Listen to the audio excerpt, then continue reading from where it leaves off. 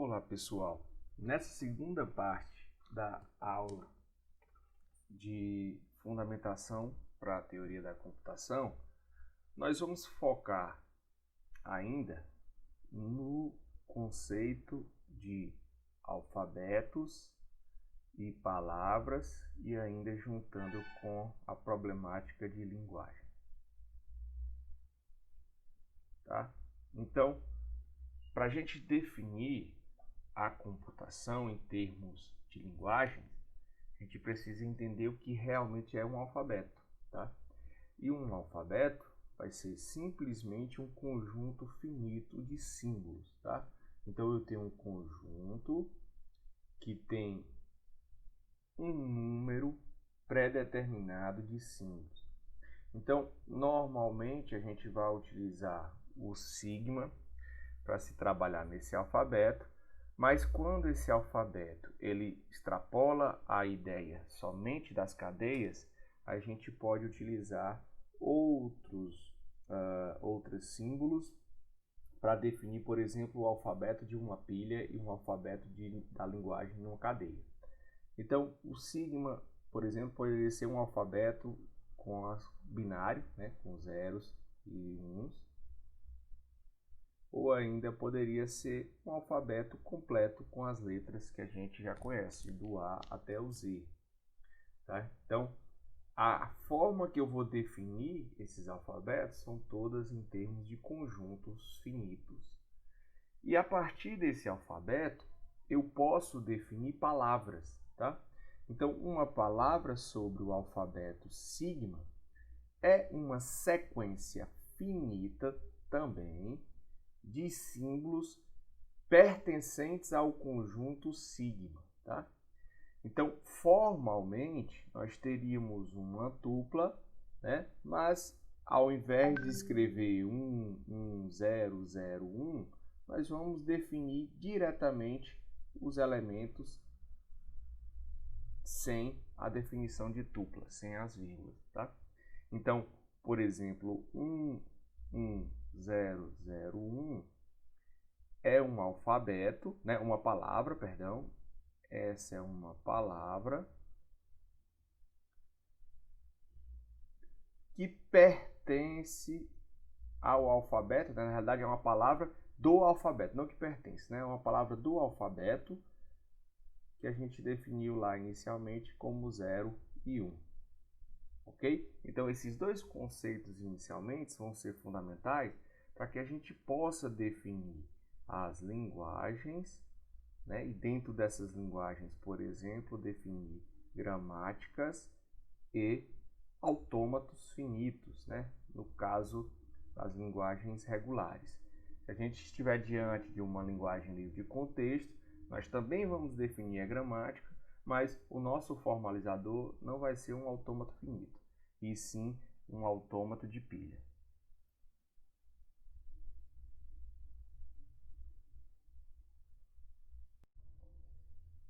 Bom, então, assim como na teoria dos conjuntos, a gente precisa definir algumas premissas antes de realmente conceitualizar a questão das linguagens, tá? Então, a gente tem o conceito da palavra vazia com 0 símbolos, tá? E a gente vai denotar aqui por esse símbolo epsilon. E aí, a gente pode definir também o número de símbolos da palavra a partir das barras. Então, se eu tenho uma palavra 11001, tá? Denotada pela cardinalidade, a gente vai dizer a quantidade de símbolos em que essa palavra possui. Tá? Então, a quantidade de símbolos para a palavra vazia é 0. Tá? Então, a gente tem algumas operações que são aplicadas diretamente às palavras. Uma delas é a concatenação, que tem um significado bem direto, né? Bem natural. Por exemplo, se eu tenho uma palavra x que possui 11001 e y 00000000011. À medida em que eu faço x concatenado com y, eu tenho a composição dessa nova palavra, tá? Então, a concatenação é algo bem comum. Da mesma forma que se eu concatenar x com a palavra vazia, eu tenho a minha própria palavra x, tá? Então, a ordem que a concatenação ocorre, isso vai ser fundamental para a definição da palavra, tá? Então, isso é x concatenado com y e não é igual a y concatenado com x, tá? Então, isso não vai ser igual na operação de concatenação. E aí a gente chega no nosso x elevado a k, né, que é a concatenação de x com ela mesma k vezes. Tá? Então, a gente teria, por exemplo, a ideia inicial de fecho da aplicação de uma palavra. Tá? Então, por exemplo, se eu tenho x igual a 1, 1, 0, então o x4 é a aplicação de 1, 1, 0, 1, 1, 0, 1, 1, 0 e 1, 1, 0, tá? 4 vezes. Daí eu posso pensar que eu poderia aplicar o x elevado a um certo asterisco, tá? Que seria o nosso fecho de Klein. Esse x elevado a um certo asterisco, ele me permite fazer qualquer variação para o nosso k. Tá? Então, isso não vai restringir a um elemento só. Quando eu colocar o asterisco, eu vou ter qualquer variação, inclusive a palavra vazia. Se eu colocar um x ao mais, eu estou diante de um fecho transitivo. Então, aqui nesse mais, eu elimino, ou seja, eu tenho o x asterisco menos o vazio, tá? Quando eu tenho mais. Então, a partir dessa ideia de alfabetos e palavras, com a definição da palavra vazia, com a cardinalidade dos elementos pertencentes a uma palavra, né? Com a operação de concatenação e com a ideia de fecho, a gente pode começar a definir formalmente o conceito de linguagens, tá? Então, uma linguagem sobre um alfabeto sigma, tá? É importante definir qual é o alfabeto dessa linguagem, obviamente porque as palavras dessa linguagem vão ter símbolos desse alfabeto. Então, o que a gente tem aqui é que eu vou marcar agora um conjunto de palavras sobre esse alfabeto que vai definir a minha linguagem, tá? Então, por exemplo, uma linguagem L, tal que eu tenho um P, onde P é primo. Então, a composição das palavras que pertencem a essa linguagem, elas têm que assumir essa propriedade. Então, por exemplo, o 1 vai inferir que o P é o 2, que é um primo.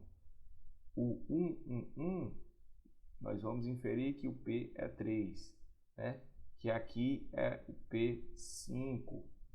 E assim sucessivamente de forma infinita. Então, essa linguagem, ela não tem uma delimitação de tamanho. Tá? Então, tem infinitas palavras que vão pertencer a essa linguagem.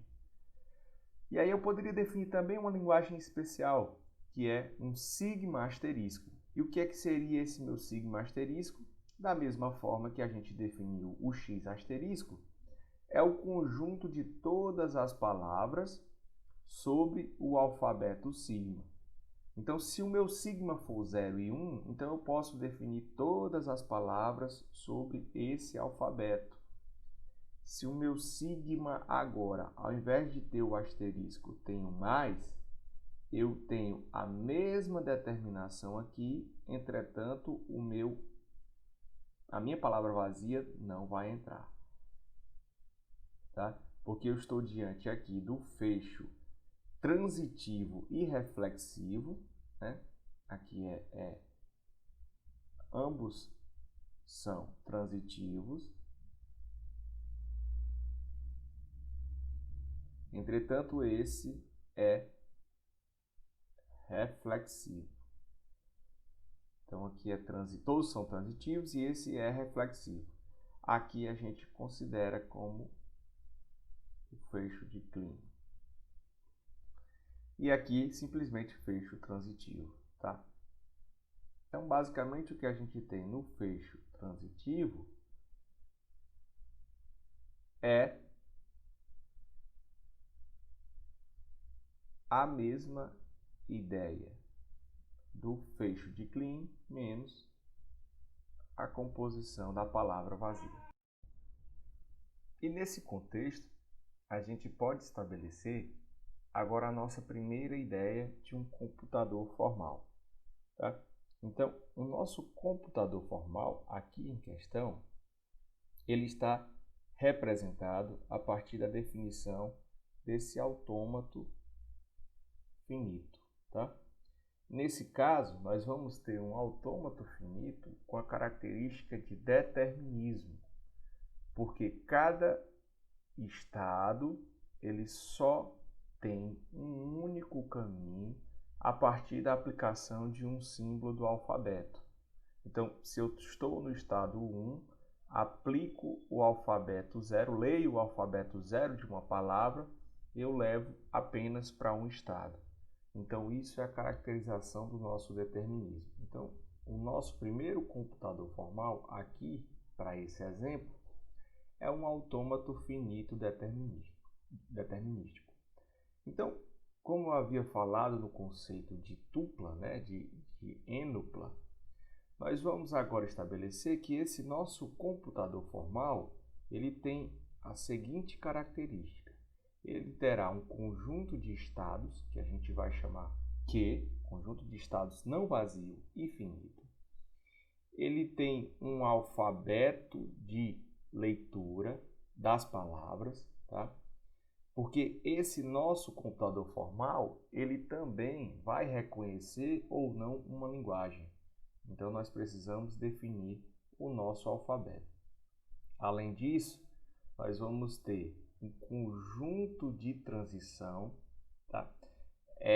Por exemplo, no estado 1, ao ler o símbolo do alfabeto 0, ele vai me levar para o estado 2. E, finalmente, nós vamos ter um estado de partida, além de um conjunto de estados finais.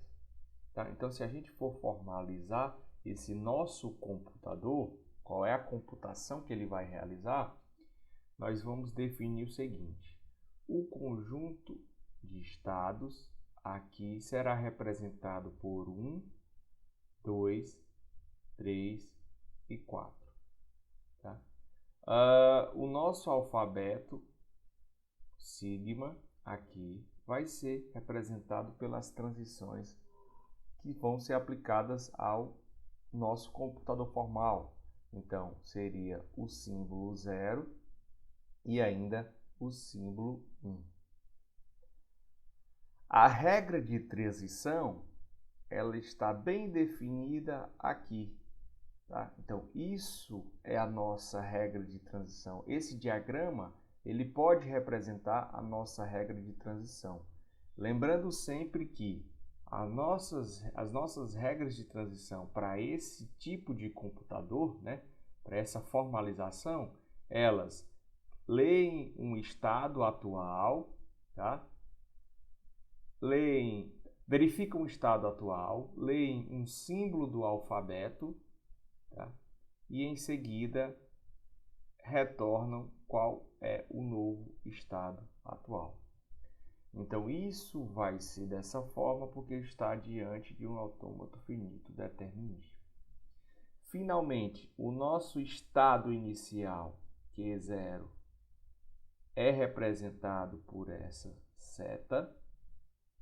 E o nosso conjunto de estados finais é simplesmente e unicamente o estado 1, que vai ser representado por esse círculo no estado definido. Tá? Então, o nosso computador formal, ele tem essas características.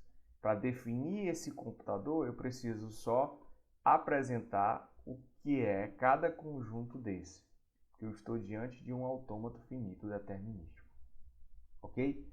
Então, a partir dessa definição formal, né, com as minhas regras de transição, com as minhas produções, eu posso colocar esse computador para fazer checagens sobre algumas palavras, sobre algumas linguagens. Então, por exemplo, o que eu estou querendo saber agora é se a palavra 1001, por exemplo, se ela pertence à linguagem, né, que é definida pela máquina AFD descrita acima. Tá? Então, essa linguagem, essa palavra pertence à linguagem reconhecida, né? Digamos assim, a linguagem reconhecida pela máquina AFD que eu acabei de formalizar aqui. Então, para a gente saber se essa linguagem, se essa palavra, ela é reconhecida, ou seja, se ela pertence à linguagem reconhecida pela máquina, a gente tem que testar a execução da palavra à medida que eu faço a computação. Então, como é que vai funcionar? Lembrando lá de LFA, o meu estado inicial é o estado 1. Então, prioritariamente, eu começo no estado 1. No estado 1, ao fazer a leitura do símbolo 1, para onde eu vou levar o meu estado? Então, a minha regra de transição diz que no estado 1, ao fazer a leitura do símbolo 1, eu vou para o estado 4. Estando no estado 4, ao fazer a leitura do símbolo 0, eu permaneço em 4. Estando no estado 4, ao fazer o 0, permaneço em 4. E, finalmente, no estado 4, ao fazer a leitura do símbolo 1, eu também permaneço no estado 4. Então, o que a gente tem que saber é o seguinte, olha, o estado 4, ele pertence ao conjunto de aceitação? Não. O nosso conjunto de aceitação, ele só tem o estado 1. Então, o que eu posso inferir a partir disso é que essa palavra 1001 não pertence à linguagem reconhecida pelo autômato finito determinístico que eu estabeleci formalmente aqui nessa conclusão. Tá? Então, a resposta aqui é não pertence. Então, agora, a nossa forma de fazer computação é enviar uma palavra, montar um suposto computador formal, que mais à frente a gente vai ver que esse nosso computador formal vai dar origem ao que a gente faz para programar uma saída, que é um algoritmo, tá? E vai simplesmente dizer, em princípio, se ele pertence ou não pertence a uma linguagem, tá? Então, eu poderia definir aqui, como outra pergunta, seria qual é o conjunto das palavras que é formado a partir das linguagens que pertencem, ou seja, que são reconhecidas por esse AFD. Então, essa poderia ser uma outra pergunta. Mas, em princípio, o que a gente está preocupado agora é em formalizar um modo de computação. E para formalizar esse nosso modo de computação, a gente precisa definir um alfabeto, um conjunto de instruções a partir dos estados e da leitura de cada elemento do alfabeto e, finalmente, dizer onde eu vou aceitar ou não aceitar uma determinada linguagem. Tá? Se a gente considerar um próximo exemplo, assumindo a palavra 0, 0, 0, a gente vai identificar que a partir do estado 1, lendo o caractere 0, a gente vai para o estado 2, lendo o caractere 0, a gente vai para o estado 3, e finalmente, lendo o caractere 0, a gente finaliza no estado 1, que é um estado de aceitação.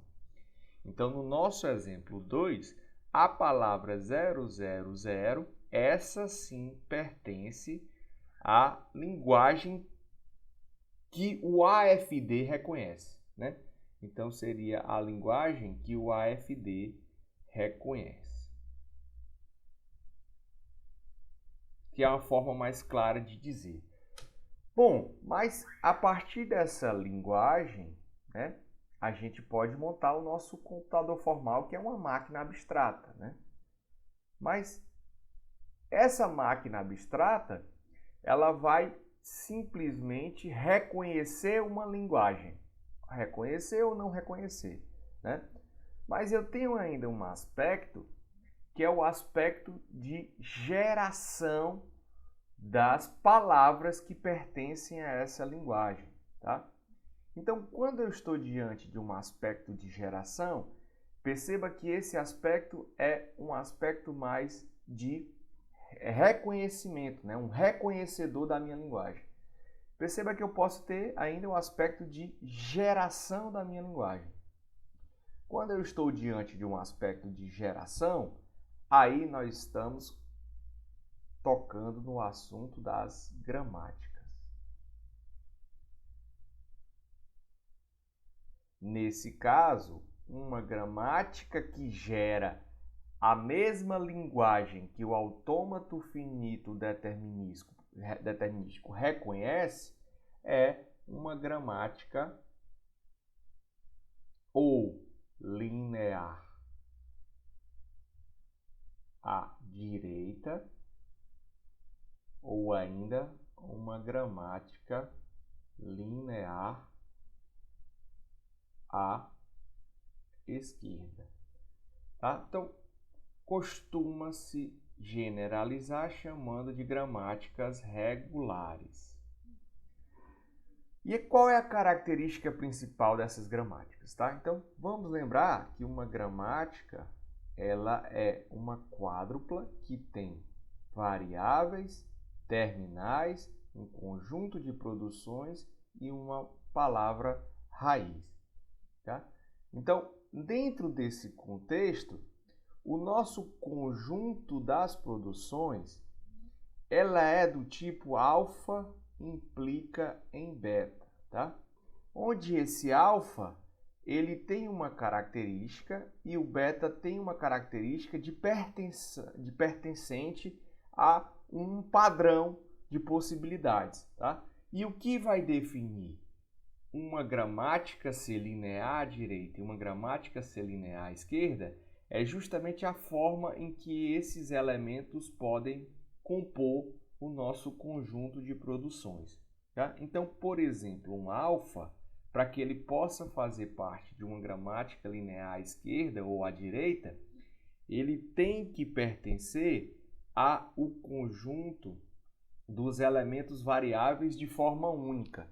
Então, eu vou ter apenas um elemento, tá? Que pertence ao conjunto das variáveis, né? dos símbolos variáveis aqui da minha gramática. Entretanto, o meu beta, para que ele caracterize uma dessas duas gramáticas, né? Ele tem que pertencer, ou seja, ou ele pode ser, né? O beta pode ser a própria palavra vazia, tá? Vou colocar assim. O beta pode ser a própria palavra vazia, ou ainda esse beta pode ser duas possibilidades, tá? A primeira, ele pode ser do tipo beta, pertence a V, T asterisco, ou 2, o beta pertence a T asterisco V. O que isso significa dizer? Isso me reproduz que para que eu fique diante de uma gramática linear, ou seja, para que eu fique restrito ao mesmo poder computacional que a gente definiu nesse computador formal, eu preciso restringir a forma de fazer a computação. Eu preciso restringir a forma em que as sentenças vão ser criadas.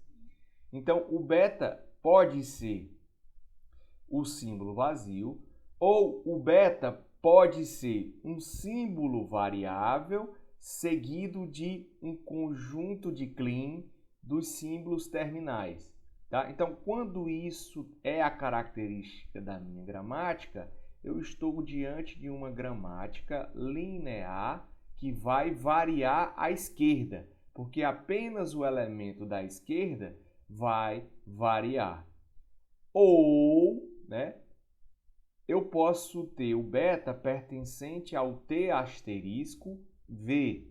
Nesse caso, nós estaremos diante de uma gramática linear à direita, porque apenas o símbolo mais à direita vai realmente ter essa capacidade de variação. Perceba que o T asterisco a gente já está incluindo o próprio epsilon, né? Então, nessa condição aqui, isso ficaria um pouco ambíguo, mas é importante destacar que ele pode ser aplicado também. Okay? Então, dentro desse contexto, nós podemos definir uma gramática que gera, que dá a possibilidade sintática de geração das palavras que vão ser reconhecidas por esse nosso computador formal. Então, vamos gerar essa gramática para esse computador formal, só para entender melhor o que significa essa teoria a respeito das gramáticas com as regras de produção e a limitação que as gramáticas podem ter de acordo com o poder computacional de cada modelo que a gente vai estudar. Bom, então a gente vai considerar o seguinte, ó, vamos supor que eu vou montar aqui um S1, tá? E à medida que eu leio um 0, eu levo para S2. Ou então, né, esse meu próprio S1, à medida que eu leio um 1, eu vou levá-lo para S4. E, finalmente, eu posso simplesmente aceitar a palavra vazia. Se eu ficar em S1, leio vazio, eu vou aceitar dentro da geração das minhas palavras para essa linguagem. Então, eu teria S2. Estando no estado S2, eu posso ler 0 e ir para S3. Ou eu posso ler 1 e ir para S4. Finalmente, estando em S3, eu posso ler 0 e ir para S1. E, finalmente, 1 e ir para S4. E, em último aspecto, eu posso ler o S4 e, à medida que se eu estou lá em S4, eu leio 0 e permaneço lá nesse S4, né? E se eu leio 1, eu permaneço...